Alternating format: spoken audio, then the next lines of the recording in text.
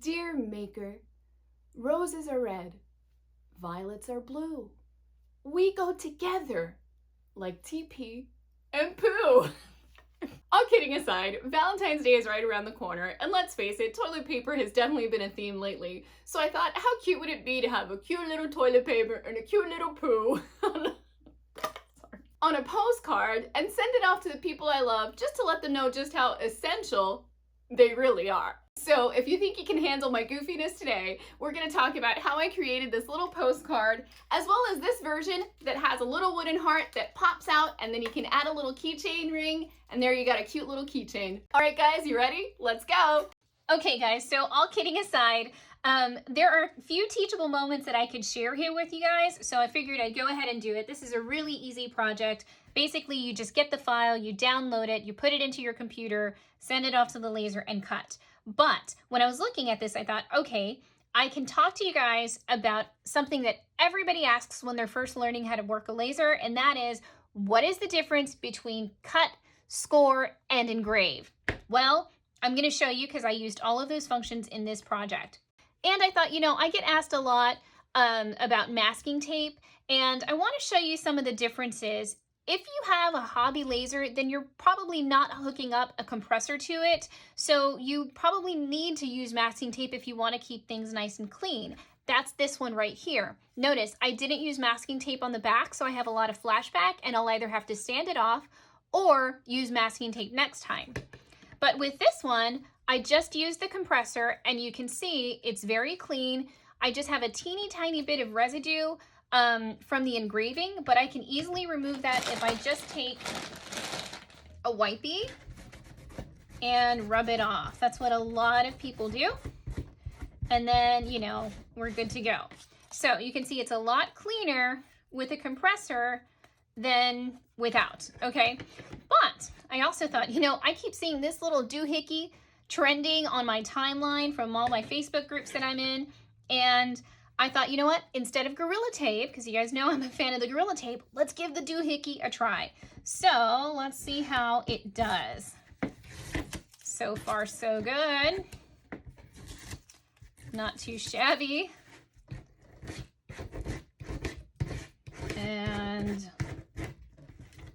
that's actually very easy. And possibly even easier than the Gorilla Tape. Look at that, doohickey for the win. Oh, I got a couple of little spots in my letters here.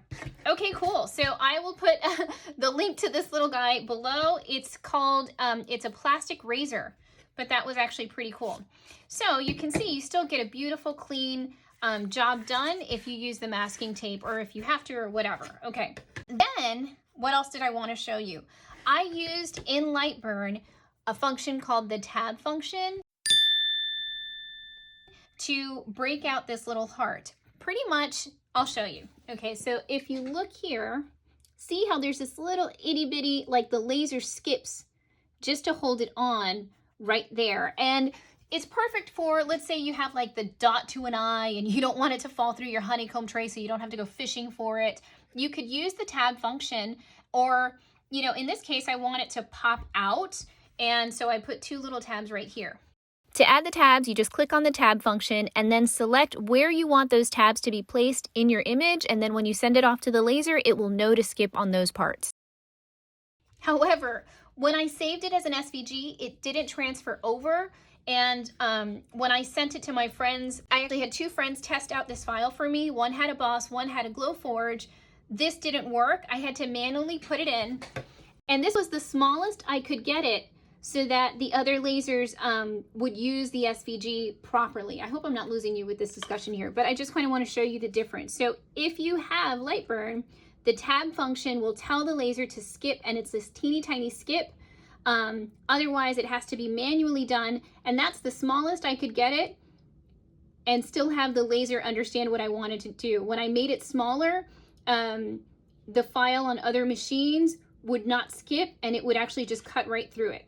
To manually create a break in your image, you'll want to find the nodes function in your respective software, whether it's Inkscape, Silhouette Studio, AI, whatever. Then what I do is I find a section within my nodes that I want to delete. I hover my mouse over it and I push the D button on my keyboard to delete it. Then I can freely adjust it to make it however large or small I want. So I'm gonna go ahead and just pop out my little, whoop, oh, lost it there.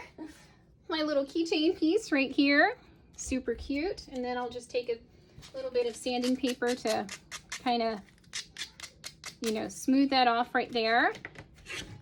Or you do it this way with this one. Pop it right out. You still have a little bit of sanding on the edge sometimes. Sometimes it popped out with no issue. But there you go. And then I just take a keychain and I have it already on this one here. And then look how cute.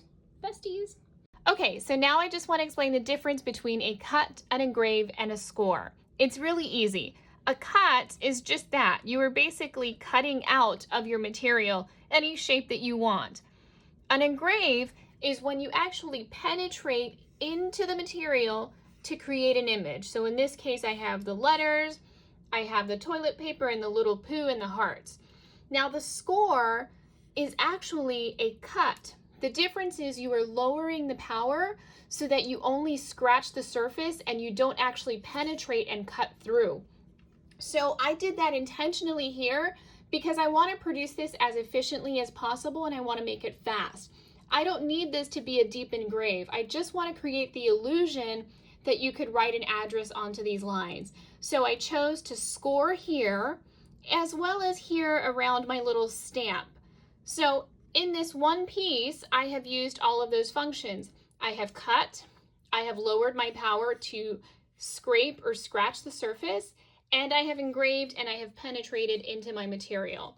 And that's it. That's all the difference is. Now it's time to go and cut up some of these postcards.